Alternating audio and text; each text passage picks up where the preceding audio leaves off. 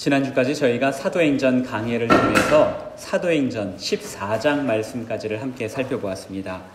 저희가 사도행전 강해를 시작하면서 사도행전 1장 8절을 기준으로 해서 사도행전을 세 부분으로 나눌 수 있다라고 말씀을 드렸습니다. 제가 초반에 여러 번 강조를 했었는데 다들 기억하고 계실 것입니다.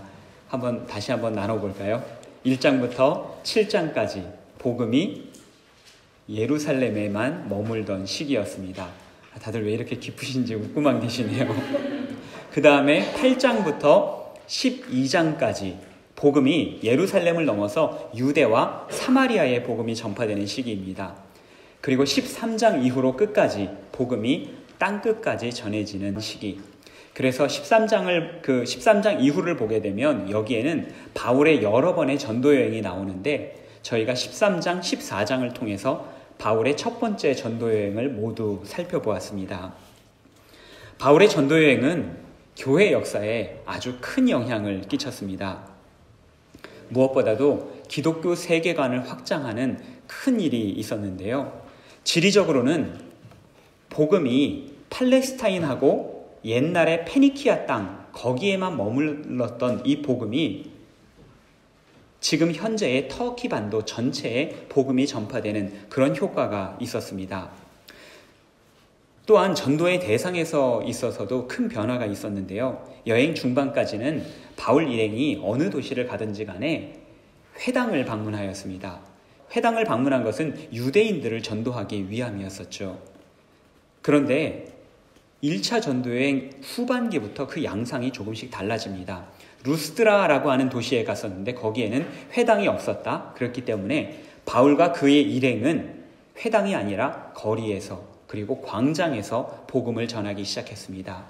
이전까지는 복음을 듣는 주요 대상들이 유대인이었었던 것에 반해서 1차 전도여행의 후반기부터는 복음을 듣는 대상이 유대인뿐만 아니라 이방인들도 포함이 되게 되었고 이로써 복음이 모든 민족에게 전파되는 결정적인 계기가 되었던 사건이었습니다.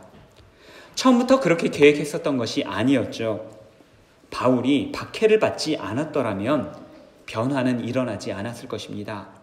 사람의 계획대로라면 바울의 일행은 계속해서 유대인 회당이 있는 마을을 찾아갔을 것이고 유대인들과 계속해서 율법에 관한 논쟁을 벌였을 것입니다. 그러나 원하지 않았던 고통이 찾아왔습니다.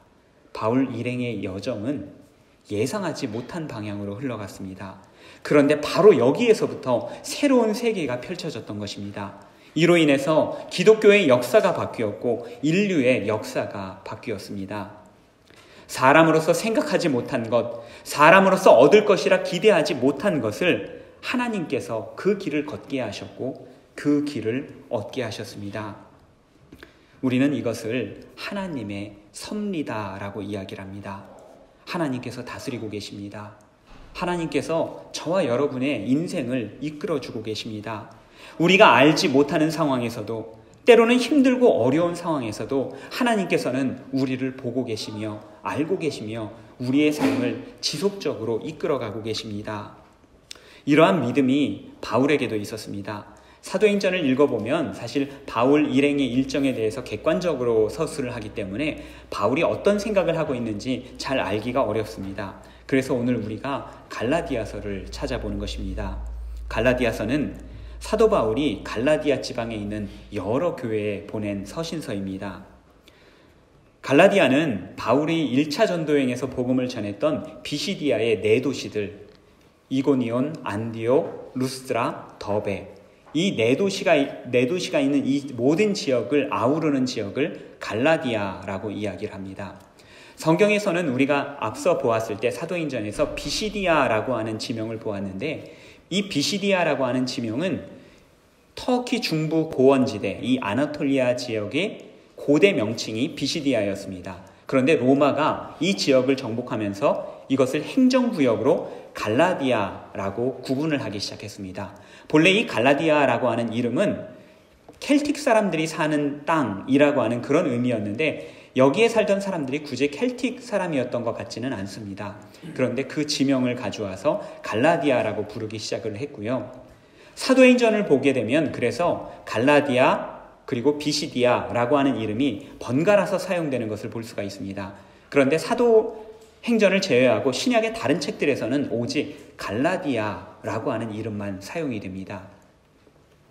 학자들은 이곳이 북갈라디아도 있고 남갈라디아도 있고 그렇다라고는 이야기를 하지만 우리가 생각하기는, 그리고 여러 가지 전통적인 견해를 우리가 따라보면 남갈라디아가 맞는 것 같습니다. 그래서 이 남갈라디아에 바울이 복음을 전하고 그쪽에 이 갈라디아서 서신을 쓰게 된 것이죠.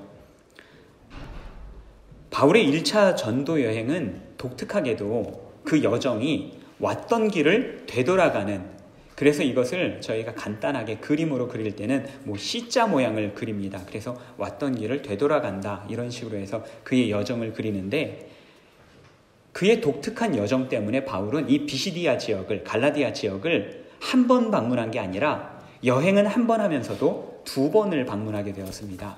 그런 까닭에 사람들을 좀 더 많이 위로할 수가 있었고, 좀 더 많이 가르칠 수가 있었고, 교회도 든든하게 세워질 수 있었던 것입니다. 우리가 추정하기로는 갈라디아서는 주후 49년경에 기록되었다라고 생각을 합니다. 모든 신약 성경 중에서 가장 먼저 기록된 것이 바로 이 갈라디아서입니다. 사도행전 14장까지는 바울의 1차 전도여행이 이야기가 서술이 되었죠. 바울의 1차 전도여행은 주후 48년경에 마무리가 됐다라고 이야기합니다. 그리고 사도행전 15장부터는 예루살렘에서 있었던 커다란 회의에 대해서 설명해 주고 있는데, 이 예루살렘 공의회, 이것은 주후 50년에 열렸다라고 우리가 생각하고 있죠. 그렇다고 한다면 이 갈라디아서는 사도행전 14장과 15장 사이에 바울이 기록했다라고 보는 것입니다. 바울이 예루살렘에 가서 예루살렘 공의회에서 여러 가지 회의들을 하게 되고, 또한 그들에게, 이방인들에게 복음을 어떻게 전할까를 이야기를 하는데, 그러면 그 사이에 1차 전도여행을 마치고 예루살렘 회의에 가기 전까지 바울은 어떤 생각을 하고 있었을까? 오늘 본문이 우리에게 답을 해주고 있습니다. 1장 6절 말씀입니다. 그리스도의 은혜로 너희를 부르신 이를 이같이 속히 떠나 다른 복음 따르는 것을 내가 이상하게 여기노라.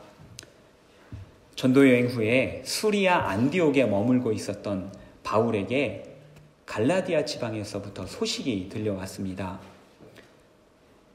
바울이 교회를 세운 이후로 그곳을 방문한 율법 교사들이 있었는데, 이 율법 교사들은 바울이 전해준 복음과 다른 이야기를 전해주고 있다라는 것입니다. 그들이 전하는 이야기들로 인해서 교회 사람들이 여러 가지 갈등이 빚어지고 경론이 벌어지고 교회가 분열된 위기에 처했다라고 하는 것이 사람들이 전해준 소식이었습니다. 신원이 밝혀지지 않는 이 율법 교사들에 대해서 우리는 통상 바울의 대적자들이라고 이야기를 합니다. 갈라디아서를 통해서 이 대적자들이 어떤 것들을 이야기했는가 우리가 재구성을 해볼 수가 있는데요. 첫 번째로 2가지 주장입니다. 첫 번째로 바울은 정통성이 부족한 사도다. 그는 사도로서 자격이 없는 사람이다 라고 하는 것이었고요. 또 다른 하나는 복음을 믿더라도 구약의 율법을 지켜야 구원을 받는다 라고 하는 것이었습니다. 바울이 이 2가지 주장을 어떻게 논박하는지 함께 저희가 살펴보려고 합니다. 먼저 바울은 복음의 유일성을 변호하였습니다. 교회나 우리 신앙에 있어서 중요한 것들이 참 많이 있죠. 그러나 바울은 그 어떤 것이라도 우리 신앙의 본질을 흐리는 것이 있다면 그것을 단호하게 거절하였습니다. 7절 말씀처럼 다른 복음은 없습니다. 복음은 예수 그리스도의 십자가를 통하여 계시된 것이 유일한 것입니다. 그렇기에 복음에 덧붙여지는 것이 있다면 그 어떤 것이라도 복음을 변질시키는 것이며 우리를 하나님의 은혜로부터 멀어지게 하는 것이다. 바울이 우리에게 설명하고 있습니다. 8절과 9절의 말씀입니다. 그러나 우리나 혹은 하늘로부터 온 천사라도 우리가 너희에게 전한 복음 외에 다른 복음을 전하면 저주를 받을지어다. 우리가 전에 말하였거니와 내가 지금 다시 말하노니 만일 누구든지 너희가 받은 것 외에 다른 복음을 전하면 저주를 받을지어다. 바울이 연거푸 2번이나 저주를 선포하였습니다. 바울이 왜 이토록 강하게 선포를 한 것입니까? 복음만큼은 결단코 타협할 수 없다라고 하는 것입니다. 바울이 말하는 복음이 4절에 간략하게 요약이 되어 설명되고 있습니다. 그리스도께서 하나님 곧 우리 아버지의 뜻을 따라 이 악한 세대에서 우리를 건지시려고 우리 죄를 대속하기 위하여 자기 몸을 주셨으니, 복음을 이렇게 짧고 명쾌하게 설명한 말씀이 없을 정도로 4절은 복음을 잘 요약하고 있습니다. 이 복음은 하나님의 아들 그리스도께서 자기 몸을 우리에게 주셔서 우리에게 선물하신 것입니다. 복음에는 예수 그리스도의 피가 묻어져 있습니다. 우리를 위해 흘리신 피입니다. 바울이 돌에 맞아 죽을 뻔하면서도 그러면서도 불평하지 않고 포기하지 않고 계속해서 예수 그리스도의 복음을 전했던 이유가 무엇입니까? 예수님께서 먼저 피를 흘리셨기 때문입니다. 그걸 알고 있었던 바울은 자기가 조금 피를 흘린다고 해서 그것을 포기할 수 없었던 것입니다. 그래서 죽기까지 복음을 전했고 복음을 수호하기 위해서 논쟁하였던 것입니다. 그런데 여기에 더 중요한 전제가 있습니다. 복음에 대해서 예수 그리스도의 십자가보다도 어쩌면 더 중요한 전제가 한 가지 있습니다. 무엇입니까? 4절 초반에 등장하고 있습니다. 하나님 아버지의 뜻을 따라. 이 모든 것이 하나님 아버지의 뜻과 계획 안에 있었던 것이었다. 복음이 복음 그대로 순수하게 남아야 하는 이유는 이 모든 것이 하나님의 뜻과 계획 속에 있기 때문입니다.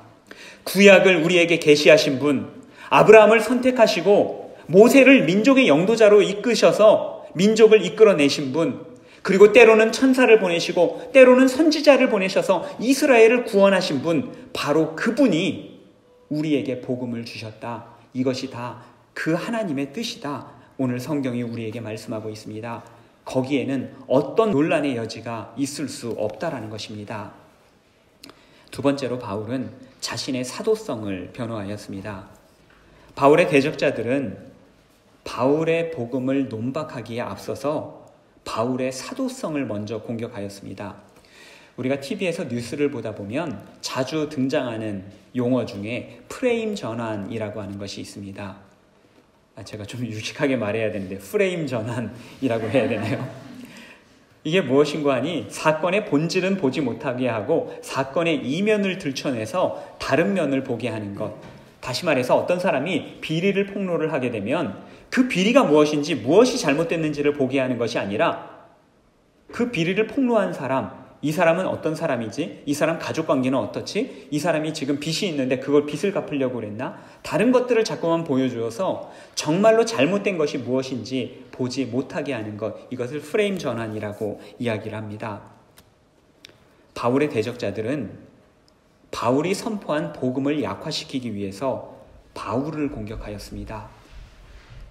그래서 바울은 앞으로도 평생에 걸쳐서 자신의 사도성을 변호해가면서 복음을 전파해야만 했었던 것이죠.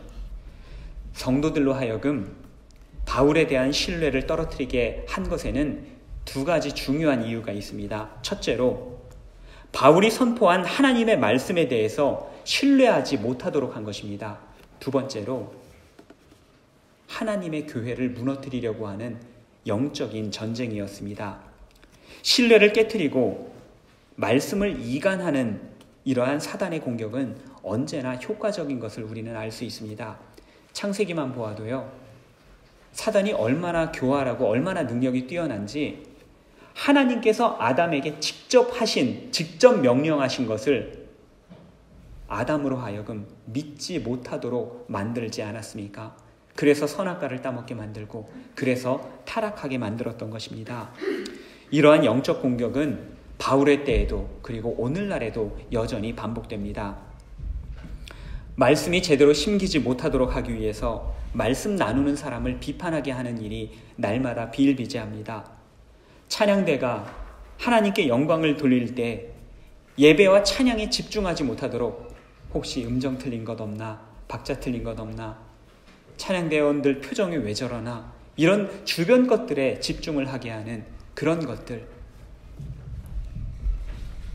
우리의 사소한 불만과 비판까지도 사단은 우리의 은혜를 떨어뜨리고 교회를 흔드는 아주 유용한 도구로 잘 사용하고 있다는 것을 우리는 유념을 해야만 합니다.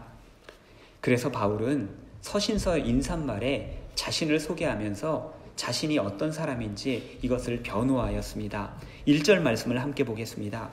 사람들에게서 난 것도 아니요 사람으로 말미암은 것도 아니요 오직 예수 그리스도와 그를 죽은 자 가운데서 살리신 하나님 아버지로 말미암아 사도된 바울은.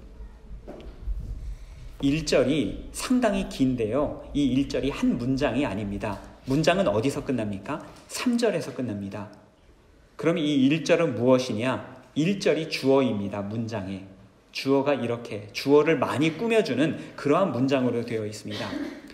바울은 언제나 서신서를 쓸 때 첫 절에서는 자신을 소개하는 그런 인사말을 쓰는데, 바울의 13권의 서신서 중에서 갈라디아서의 인사가 자신을 꾸며주는 말이 제일 깁니다. 왜 그렇습니까? 그만큼 바울이 사도성에 대해서 많은 도전을 받고 있다라고 하는 것을 알 수 있는 대목이죠. 바울은 그만큼 자신에 대해서, 자신의 사도성에 대해서 강력하게 변호를 하였습니다. 자신을 보호하기 위한 것이 아니었습니다. 바울이 부정되면 바울이 선포한 하나님의 말씀이 부정되기 때문입니다. 목회자인 자신이 공격받지 않고 든든히 자리 잡아야 교회가 비로소 말씀 위에 바로 설 수 있기 때문입니다.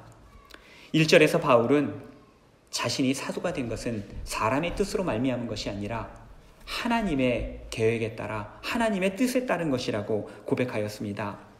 11절 이후에도 보게 되면 다시 계속해서 바울이 자신의 사도성을 변호하는 내용들이 등장하는데, 여기에서 바울의 간증이 나옵니다. 보통 우리가 간증을 보게 되면 미화하는 부분들이 조금씩 있죠. 아무래도 자기 이야기를 하는 거기 때문에 조금은 좋게 표현하고 좋은 부분만 드러내서 얘기하는 것이 많습니다.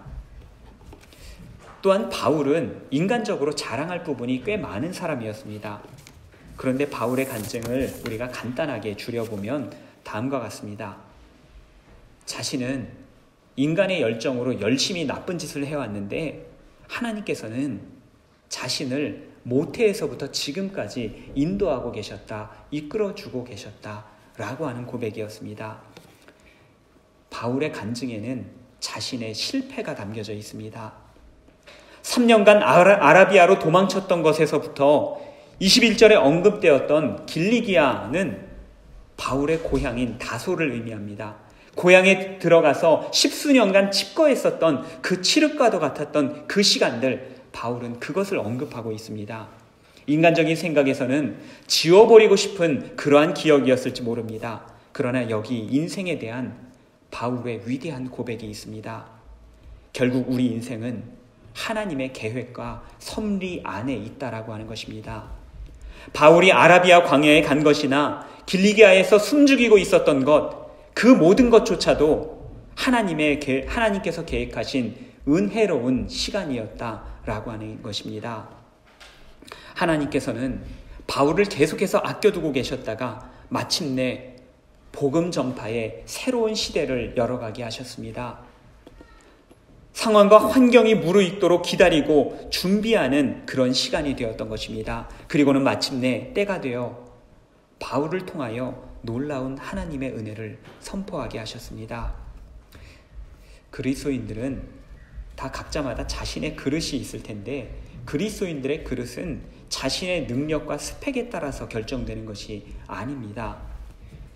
내가 과연 하나님과 함께하고 있는가? 하나님의 뜻을 존중하면서 살아가고 있는가? 그 뜻에 따라서 살려고 노력하고 있는가? 그것에 따라서 우리의 그릇은 크고 넓어질 수도 있고 아주 작은 종지가 되어버릴 수도 있습니다. 우리 인생을 향한 가장 좋은 계획은 바로 우리 하나님 아버지에게 있기 때문입니다. 그래서 바울은 빌립보서에서 한 번은 자기 자랑을 하는데, 자신이 어떤 신분을 가지고 있고 어떤 학벌을 가지고 있고 그런 것들을 이야기하다가, 그런데 내가 이것을 배설물처럼 여긴다라고 이야기를 했습니다. 나에게 대한 하나님의 계획과 하나님의 섭리와 비교하면 내가 가지고 있는 스펙이라는 것, 내가 가지고 있는 자랑이라고 하는 것은 배설물에 불과할 뿐이다. 나를 향한 하나님의 계획만이 온전한 것이고 가장 좋은 것이다 라고 하는 고백이었습니다. 바울의 삶은 한마디로 인간의 열정으로 시작하여서 하나님의 은혜로 마무리하는 것이었습니다. 10절에서 그런 바울이 이렇게 우리에게 질문하고 있습니다. 이제 내가 사람들에게 좋게 하랴, 하나님께 좋게 하랴, 사람들에게 기쁨을 구하랴. 내가 지금까지 사람들의 기쁨을 구하였다면 그리스도의 종이 아니니라. 자신은 온전히 주님께만 맡겨진, 주님께만 올인한 사람이다 라고 하는 고백이었습니다. 갈라디아서를 둘러싼 두 가지 논쟁이 있다고 말씀드렸죠. 바울의 사도성에 대한 논쟁이었고 바울이 선포한 복음에 대한 논쟁이었습니다.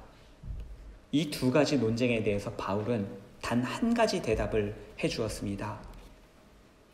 하나님의 복음도 자신이 사도가 된 것도 모두 다 하나님의 뜻이었다. 하나님의 계획과 섭리 안에 있었던 것이다 라는 고백이었습니다. 말씀 서두에 갈라디아에서의 바울의 전도 여행은 그가 계획한 대로 이루어지지 않았다라고 말씀을 드렸습니다. 그가 예상하지 못했고 원하지도 않았던 방향으로 흘러갔지만 이를 통하여 하나님께서는 새로운 일들을 일으켜 주셨습니다. 그의 인생도 마찬가지입니다. 그의 열정으로 살았을 때는 참으로 부끄러운 인생이 되었는데 그가 자신의 삶을 하나님께 내어드렸을 때는 1장 24절에 기록된 바와 같이 그의 삶은 사람들 사이에서 하나님께 영광을 돌리는 간증거리가 되었다는 것입니다. 그런데 우리의 문제는 자꾸만 이것을 반대로 하려는 데 있습니다. 하나님께서는 우리를 향한 계획을 가지고 계시는데 우리는 자꾸만 스펙 쌓기에 열중합니다. 어떻게 하면 더 나은 학벌을 가질까? 더 나은 인맥을 가질까? 물론 스펙도 쌓아야 합니다. 그러나 더 중요한 것은 나를 향한 하나님의 계획은 과연 무엇일까? 이것에 집중하는 것입니다. 어떻게 하면 내가 하나님을 더욱 기쁘시게 해드릴까? 이것에 집중하는 것입니다. 스펙 쌓기는 그 다음의 일이라는 것입니다. 하나님과 친밀한 관계를 맺어가는 것 정말로 중요한 것인데 때로는 우리는 인간관계에 집중할 때가 너무나도 많습니다. 특히나 관계망이 좁은 이민사회이기 때문에 특정한 사람들에게 유독 매달리면서 그 관계가 힘들어지고 부담이 될 때도 있지 않습니까? 제가 오래전에 독일에서 목회를 할 때 그 교민들께서 그런 이야기를 해주십니다. 초반에는 교회를 나갔었다고, 사람들을 만나고 싶어서, 한인들 만나고 싶어서 그래서 교회를 나갔었다고, 그런 이야기들을 제가 종종 들었습니다. 이민 생활에서 외로웠기 때문입니다. 그러나 대단히 죄송한 말씀입니다만 사람 만나러 교회에 오신다면 교회에 오실 필요가 없습니다. 그렇게 공허한 사람들이 만나면 오히려 더욱더 공허함이 커질 뿐이기 때문입니다. 그러나 하나님을 만나러 오는 교우, 그래서 하나님으로 우리의 심령이 차고 넘칠 때, 풍성해질 때 그런 교우들은 누구를 만나더라도 복음의 풍성한 사랑과 은혜를 함께 나누고 더욱더 배가시킬 수 있는 것입니다. 사람에게 좋게 하려면 오히려 나빠질 뿐이고 하나님께 좋게 하려면 사람과의 관계에서도 오히려 더 좋아진다라고 하는 말씀입니다. 바울은 수많은 실패와 어려움을 통해서 무엇이 그의 인생을 풍성하게 하는가, 무엇이 그의 인생을 바르게 이끄는가를 배웠습니다. 마침내 경험한 은혜로 말미암아 바울은 자신의 실패마저도 하나님의 은혜로, 하나님의 섭리로 깨달을 수가 있게 되었습니다. 하나님께 영광을 돌리는 도구가 되었습니다. 이 자리에 계시는 사랑하는 교우 여러분, 여러분들은, 저와 여러분 모두는 어떤 이유에선가 이곳 스위스에서 잠시 그리고 오래도록 머물면서 살고 있습니다. 어떤 분들은 자신의 의지대로 이곳을 찾아서 오신 분들도 계시고요. 어떤 분들은 의지와 상관없이 이곳에서 태어나거나 이곳에서 자라거나 부모님에 의해서 주변 환경에 따라서 이곳에 오시게 된 분들도 계실 것입니다. 그러나 오늘 성경은 우리가 지금 이곳에 있는 것은 모두가 하나님과 하나님의 뜻과 계획이라고 말씀하고 있습니다. 지금 여러분께서 베른 한인교회에서 예배 드리고 있는 것이 하나님의 계획의 일부분이다 말씀해주고 있습니다. 그렇다면 우리는 지속적으로 하나님께 질문하고 답을 구해야만 합니다. 나를 이곳에 보내신 하나님의 뜻과 계획은 무엇입니까? 나로 하여금 지금 이곳에 나의 가정과 나의 직장과 학업에 내 주변 사람들을 어떻게 더 은혜롭게 만들겠습니까? 오늘 찬양대가 찬양하면서 참 기쁜 마음으로 십자가 지고 가라.